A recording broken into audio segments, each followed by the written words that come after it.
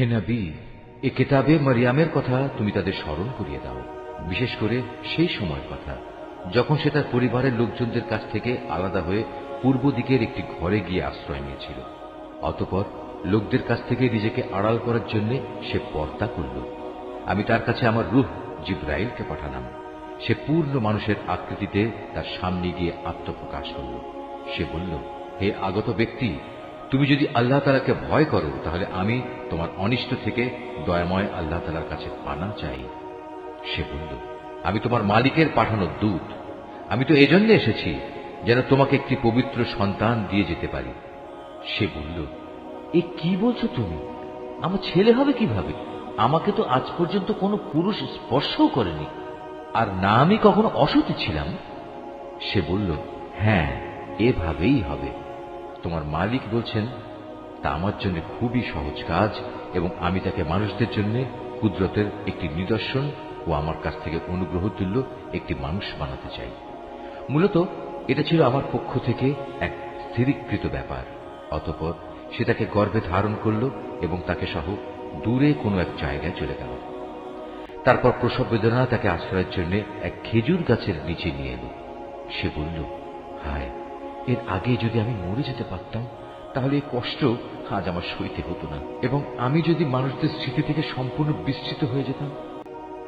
তখন একজন ফেরেশতা তাকে তার নিচের দিক থেকে আহ্বান করে বলল, হে মারিয়াম, তুমি কোন রকম দুঃখ করো না। তোমার মালিক তোমার পিপাসা নিবারণের জন্য তোমার পাদদেশে একটি পানির ঝর্ণা বানিয়ে দিয়েছেন। তুমি এই খেজুর গাছের কাণ্ড তোমার দিকে নাড়া দাও, দেখবে তা তোমার উপর পাকা ও তাজা খেজুর ফেলছে। অতঃপর মজা করে এই গাছের খেজুর খাও এবং এই ঝর্ণার পানীয় পান করো, এবং সন্তানের দিকে তাকিয়ে তোমার চোখ জুড়াও। ইতিমধ্যে যদি তুমি মানুষদের কাউকে দেখো তাহলে বলবে, আমি আল্লাহ তাআলার নামে রোজার মান্যত করেছি, এ কারণে আমি আজ কোনো মানুষের সাথে কথা বলবো না। অতঃপর সে তাকে নিজের কোলে তুলে নিজের জাতির কাছে ফিরে এলো। লোকেরা তার কোলে সন্তান দেখে বলল, হে মারিয়াম, তুমি তো সত্যি এক অদ্ভুত কাণ্ড করে বসেছ। হে হারুনের বোন, এ কি করলে তুমি? তোমার পিতা তো কোনো অসৎ ব্যক্তি ছিল না, তোমার মাতাও তো চারিত্রিক দিক থেকে কোনো খারাপ মহিলা ছিল না। সে সবাইকে তার কোলের শিশুটির দিকে ইশারা করে বলল, তোমাদের যদি কিছু জিজ্ঞেস করা থাকে তাহলে একেই জিজ্ঞেস করো। তারা বলল, আমরা তার সাথে কিভাবে কথা বলবো যে এখনো দোলনার শিশু? এ কথা শুনেই সে শিশু বলে উঠল, হ্যাঁ, আমি হচ্ছি আল্লাহ তাআলার বান্দা। তিনি আমাকে কিতাব দিয়েছেন এবং আমাকে তিনি নবী বানিয়েছেন।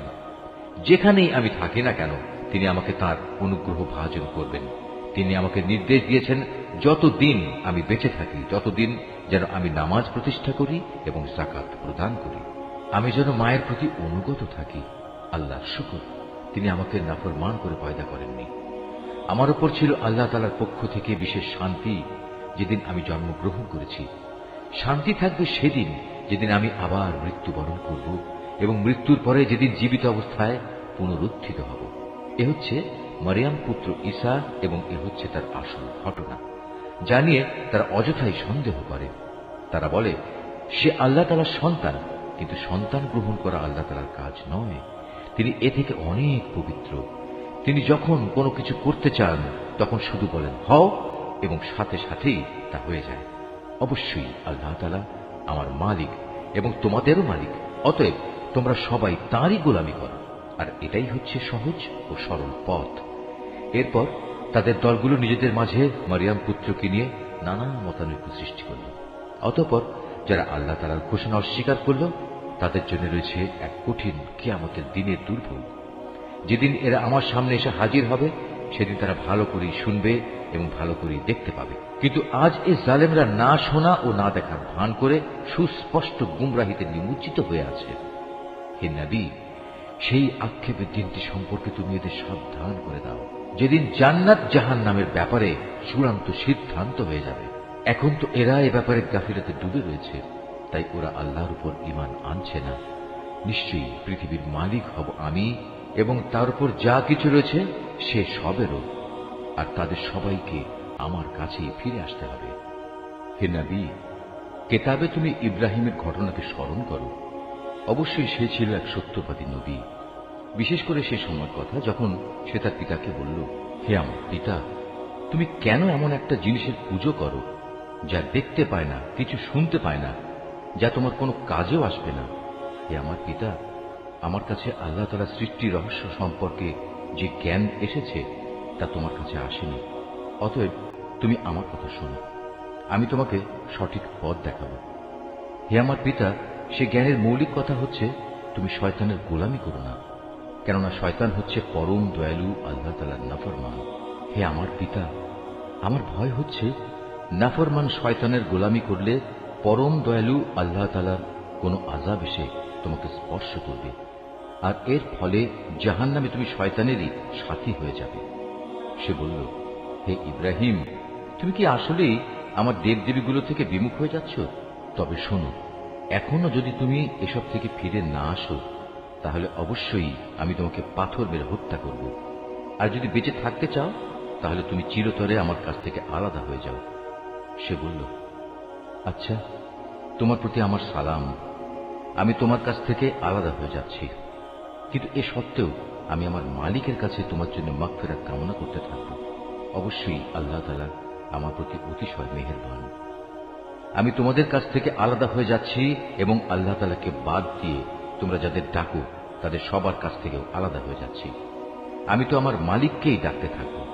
আশা করি আমার মালিককে ডেকে আমি কখনো ব্যর্থকাম হব না। অতঃপর যখন সে সত্যিই তাদের কাছ থেকে পৃথক হয়ে গেল এবং পৃথক হয়ে গেল তাদের থেকে যাদের ওরা আল্লাহ তাআলার বদলে ডাকত, তখন আমি তাকে ইসহাক ও ইসহাক পুত্র ইয়াকুব দান করলাম। এদের সবাইকেই আমি নবী বানিয়েছি। আমি তাদের উপর আমার আরো বহু অনুগ্রহ দান করেছি এবং মানুষদের মাঝে আমি তাদের সুউচ্চ সম্মানও দান করেছি। হে নবী, তুমি এ কিতাবে মুসার ঘটনা স্মরণ করো।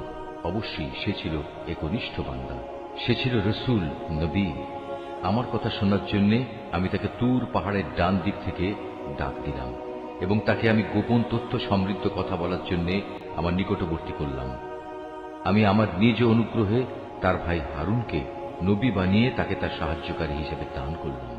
হে নবী, এ কিতাবে তুমি ইসমাইলের কথাও স্মরণ করো। নিশ্চয়ই সে ছিল যথার্থ প্রতিশ্রুতি পালনকারী, আর সে ছিল রসুল, নবী। সে তার আপনজনদের নামাজ প্রতিষ্ঠা করা ও যাকাত আদায় করার আদেশ দিত। উপরন্তু সে ছিল তার মালিকের একান্ত পছন্দনীয় ব্যক্তি। হে নবী, তুমি এই কিতাবে ইদ্রিসের কথাও স্মরণ করো। সেও ছিল একজন সত্যবাদী নবী। আমি তাকে উচ্চ মর্যাদায় সমাসীন করেছিলাম। এই আয়াতটি যিনি তেলাওয়াত করবেন এবং যিনি এই আয়াতটির তেলাওয়াত শুনবেন, তাদের সবাইকে এখানে একটি সাজদা আদায় করতে হবে।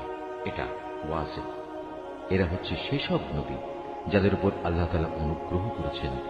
এরা সবাই ছিল আদমের বংশোদ্ভূত, যাদের তিনি মহাপ্লাবনের সময় নূহের সাথে নৌকায় আরোহণ করিয়েছেন। এরা তাদেরই বংশের লোক।